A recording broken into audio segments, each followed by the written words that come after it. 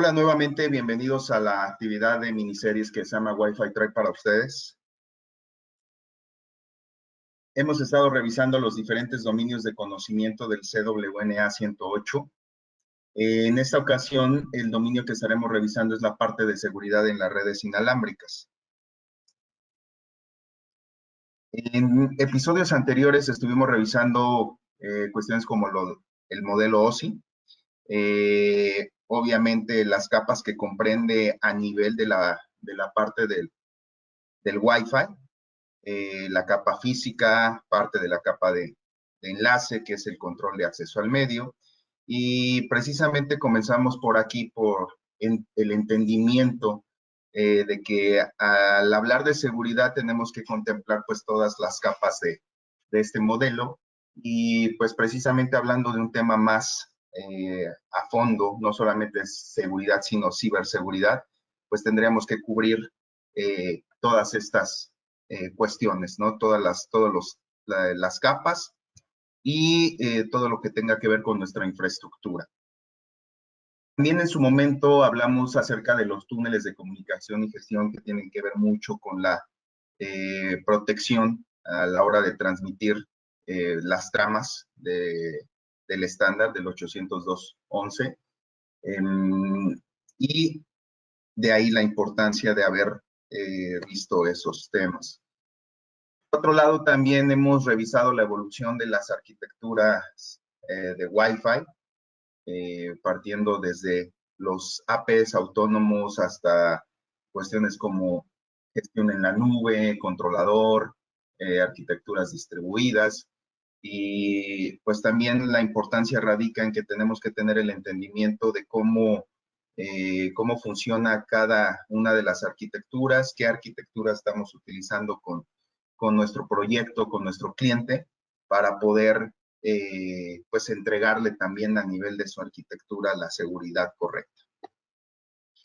En algún momento también hablamos de la parte de interferencia de canales, conceptos como interferencia de cocanal, canal adyacente, que obviamente en la parte de seguridad de redes Wi-Fi también tiene algo que ver porque los ataques que van precisamente en la capa física pues tienen que ver con cuestiones a veces de generar interferencia o este tipo de cuestiones.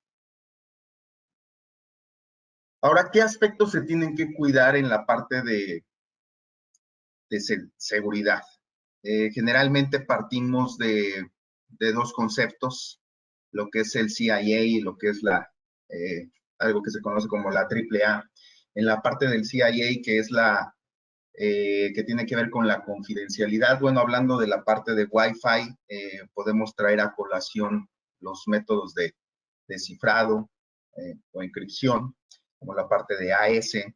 En la cuestión de integridad, podemos hablar de algo como el Message Integrity Check o el Frame Check Sequence.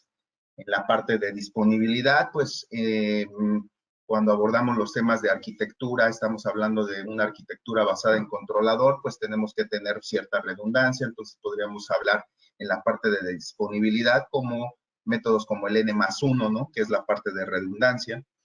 Y en la AAA, la parte de autenticación, pues tiene que ver con como su nombre lo indica, qué método vamos a utilizar. Podemos hablar, no sé, por ejemplo, de WPA2 personal o Enterprise.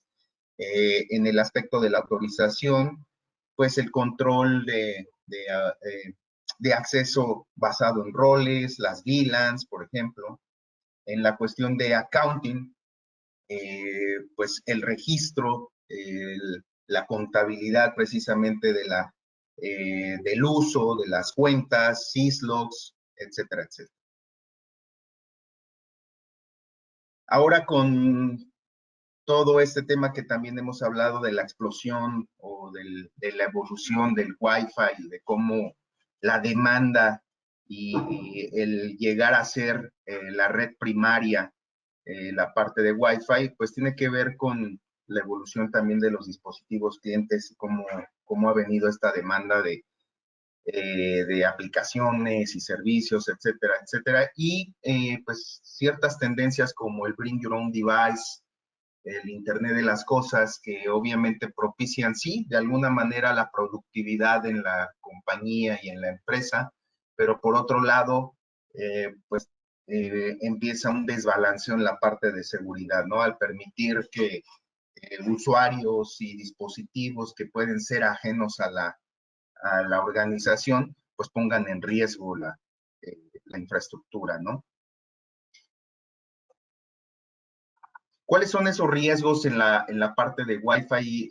Pues más los más comunes, ¿no? De negaciones de servicio, phishing, los mismos protocolos a veces se han establecido que tienen algunos issues a la hora de implementarse en la parte de Wi-Fi, eh, errores en la configuración, y obviamente han surgido mecanismos, métodos, soluciones que tienen que ver con el detectar y el prevenir, ¿no? Tales como el Wireless Intrusion Detection System o Wireless Intrusion Prevention System, que tienen que ver mucho con la parte de cuidar estos aspectos.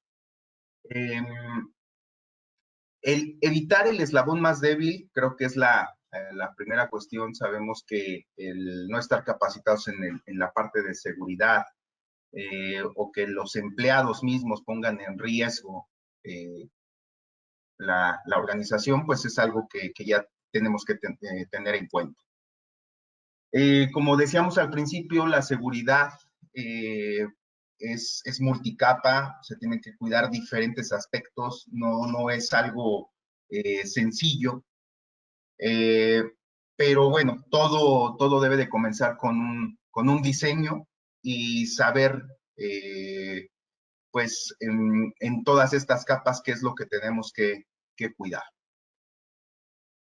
Aquí en la pantalla dejamos algunas de los pues, ataques más comunes en la parte de Wi-Fi, eh, y de dónde pudieran o cómo pudieran provenir. El hecho de cuidar también el uso de protocolos seguros también es una cuestión que se debe de cuidar. Ahí vemos un ejemplo de una captura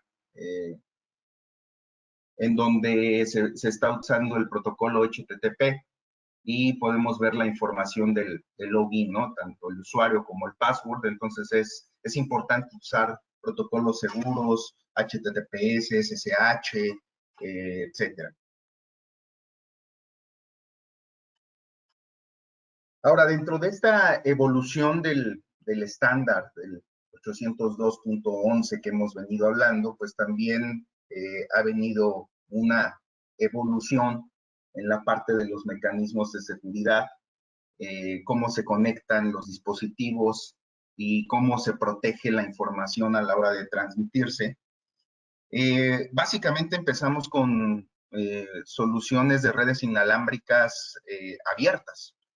Eh, Anteriormente, la demanda de redes inalámbricas no era como la que hoy tenemos, no era la red primaria, y solamente se tenía en algunos lugares. Y mostrando algún ejemplo, yo que estuve bastante tiempo trabajando en la parte de hotelería, en los hoteles había ciertos áreas, el lobby, el restaurante, el business center, en donde se requería acceso para los huéspedes que llegaban con equipos equipados con red inalámbrica, ¿no? Con tarjeta de red inalámbrica, y querían conectarse por medio de esta. Entonces, en aquel momento, la red que se ofrecía era abierta y sabíamos que los huéspedes se iban a conectar mediante una VPN hacia su empresa y de ahí podían pues trabajar como si estuvieran en su oficina, ¿no? Entonces, realmente la protección y la seguridad la estaba dando el túnel de VPN usado, ¿no? Con su cliente de VPN que traía. Posteriormente, pues se ofreció seguridad con la cuestión de web, que, que realmente pues se sabe que fue vulnerada, ataques sobre la parte del vector de inicialización, etcétera. Pues nos llevó también a esta evolución y partir de ahí a usar métodos como WPA con diferentes tipos de cifrado hasta llegar a lo que, o adoptar lo que conocemos como WPA2, que realmente pues estaba en la enmienda 802.11i y que usaba otro tipo de cifrado pues más robusto como AES. Pero pues estuvimos durante mucho tiempo utilizándolo hasta el momento en el que se hizo público una parte de su vulnerabilidad, un ataque denominado crack, y es cuando pues también se voltea a ver y se requieren tomar medidas, incluso muchos fabricantes pues sacaron los parches correspondientes, los documentos, la información correspondiente para proteger contra este tipo de ataques, etcétera, etcétera. Pero pues obviamente vivimos con mucho tiempo y seguimos utilizando la parte del WPA2 como la parte de seguridad. Obviamente no era eh, parte misma del cifrado, sino más bien cómo estaba implementado a nivel de Wi-Fi, ¿no? Y fue que se encontró la vulnerabilidad en ese sentido. Y bueno, después nos hemos encontrado con otros ataques que tienen que ver con la parte pues de cómo se manejan esas tramas de las que hablamos en episodios anteriores, administración, control, los mismos datos, pero un tema como el que está ahí en pantalla de la parte del ataque FRAG, tiene que ver con la parte de fragmentación, agregación. Hemos sabido que pues esta evolución nos ha llevado a un nuevo método que pues es conocido como WPA3, tiene diferentes áreas que, que son los aspectos en donde podemos ver la relevancia y la diferencia entre WPA3 y WPA2, como lo pueden ver en la tabla en pantalla. La fecha, ¿no? También la liberación es importante, o sea, cuánto tiempo hemos tenido desde el WPA2, desde el 2004 hasta 2018 que se implementó la parte de WPA3. Es importante mencionarlo.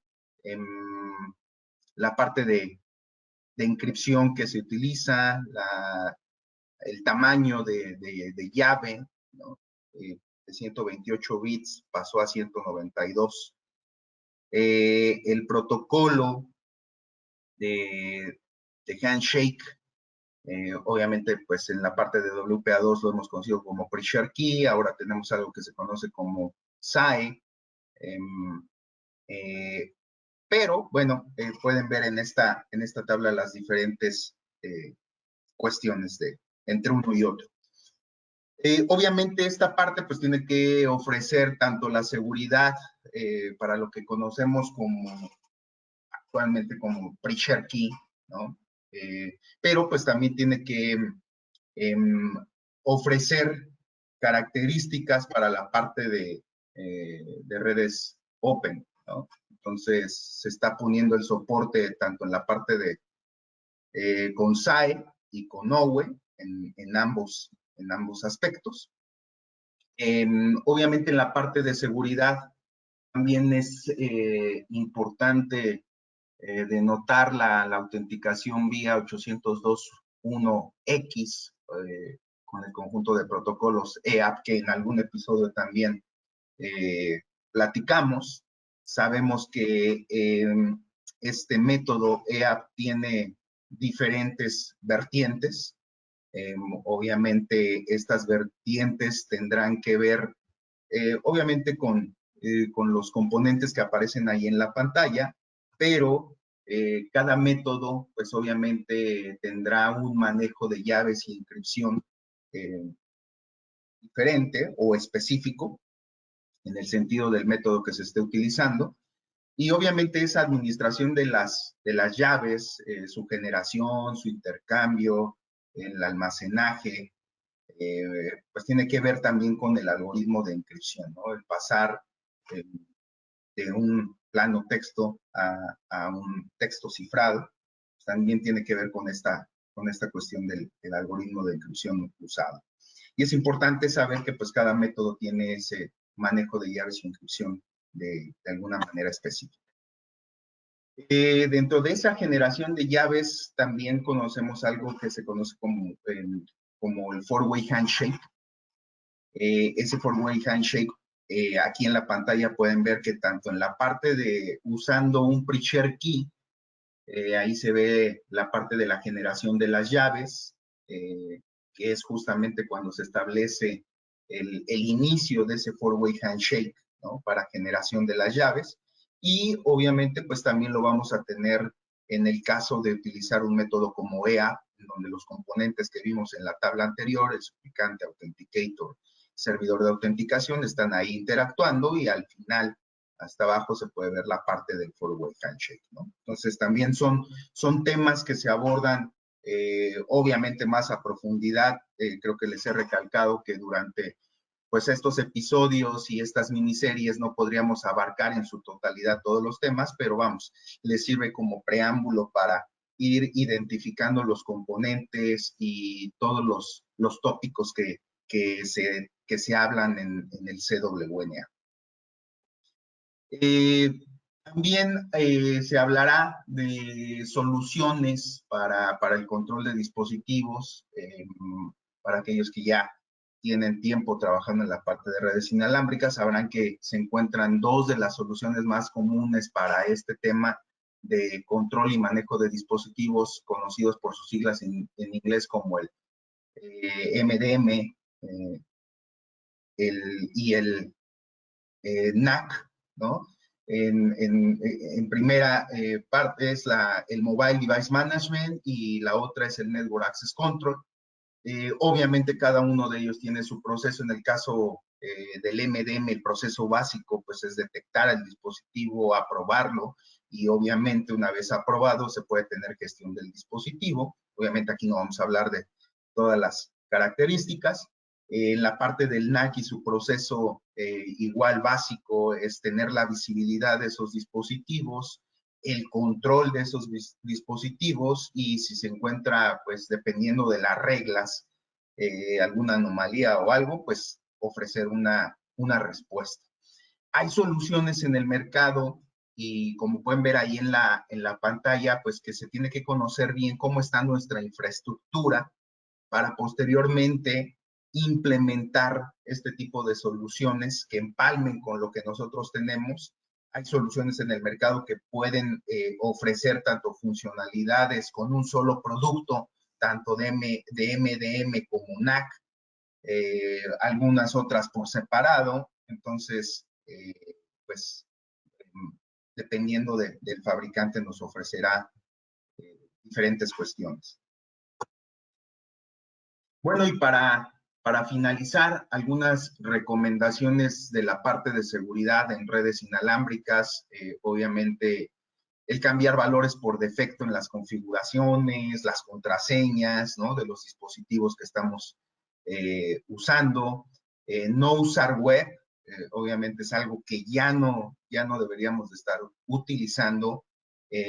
Si hay dispositivos clientes que solamente soportan eso, pues tener una red separada para esos dispositivos, pero lo mejor y lo ideal sería pensar en reemplazar todos esos dispositivos que ya no soportan algo más que web. Actualizar de ser necesario firmware, parches, sistemas operativos, etcétera. No digo de ser necesario porque sabemos y los que estamos en la parte de ingeniería, que a veces el actualizar por actualizar pues nos puede llevar a otros problemas, ¿no? Entonces, evaluar bien esa parte. Usar mecanismos de cifrado y encripción, pues los más robustos, ¿no? En este caso como CCMP-AS. Usar los passphrase en el caso de cuando estamos utilizando pre-share key, pues más robustos, ¿no? Con más caracteres, cambiarlas periódicamente, pero bueno, varios fabricantes están explotando el tema de mecanismos como personal pre-share key o private pre-share key o per user pre-share key, dependiendo del fabricante lo denominan diferente. pero bueno, se está explotando mucho precisamente para el tema de hacerlo más robusto el tema de Pre-Share Key. Obviamente, como decíamos en un slide anterior, la planeación va a ser lo mejor para abordar todos los aspectos y todas las capas de la seguridad. Una planeación cuidadosa pues nos va a llevar a una mejor implementación. Habíamos visto ejemplos en la evolución de cómo han venido los mecanismos.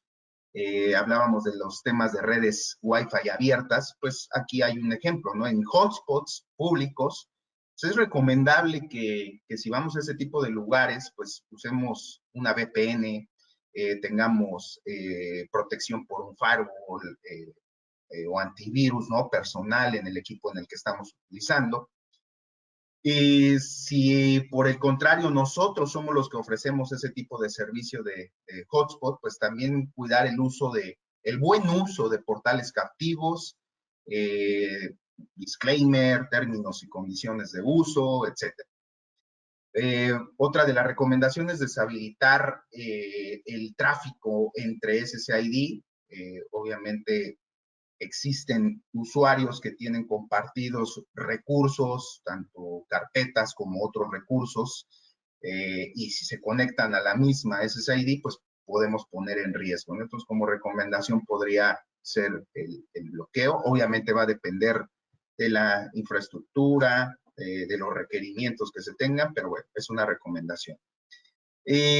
Habíamos dicho que la parte del eslabón más débil, en este caso el usuario, pues podemos tomar medidas como entrenamientos continuos al personal, hablarles a lo que se exponen, en la parte del social engineering, reportar anomalías, tener políticas en lugar del uso del equipo o de los equipos, de las soluciones, de los aplicativos, etcétera. Y obviamente, pues muchas compañías siempre han tenido dentro de sus políticas la parte de tener auditorías y obviamente, pues más actualmente, más recientemente, las pruebas de los pen test, ¿no? Bueno, con eso cerramos. Esperamos que haya sido de su agrado y los esperamos en el próximo episodio. Hasta luego.